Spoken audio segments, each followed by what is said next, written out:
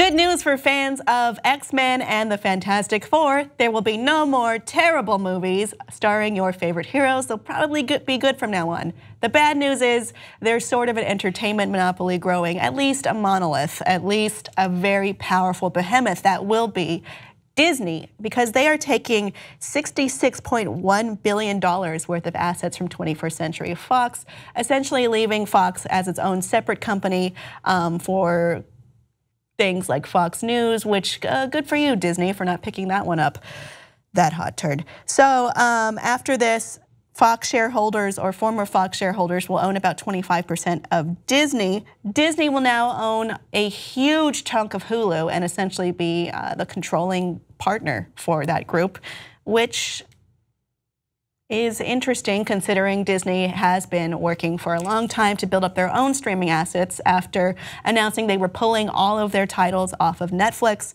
and being able to make their own. And it's not going to be anything worth snarling at. This is going to be a massive streaming platform that Disney has, and it will be a behemoth for Netflix to take on. Netflix, of course, should not be surprised by this. They've already invested $8 billion in original programming and will continue to do so. So look for a fight between the two. But please know, Disney is the bigger combatant in that fight and will be, even though Netflix seems to be the one with the greatest foothold in the streaming market as of now.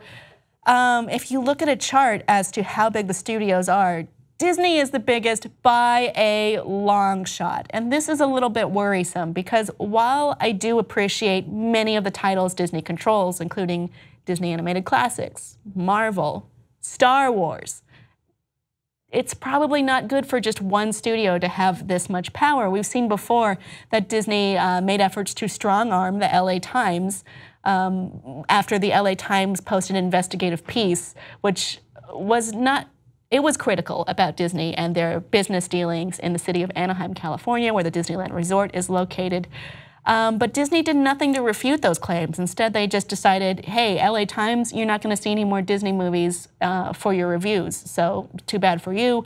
That created a huge conflict of interest in the film critics industry. And luckily, a lot of people were able to stand with the LA Times critics and be able to reverse that. But it's worrisome to know that they have that in their sleeve. If you step on our toes, you're out. And what are you out of this time? You're out of a lot. It gives too much power to one source, and we're gonna love the movies. I promise you we will. But maybe it shouldn't be all focused in one place under one controlling partner. Right now, all of the parties seem to be happy with this role, except for Deadpool, who was quickly thrown in Disney jail. Audience, what do you think of this merger or acquisition, as it were? Please let us know below, and please like and subscribe for more.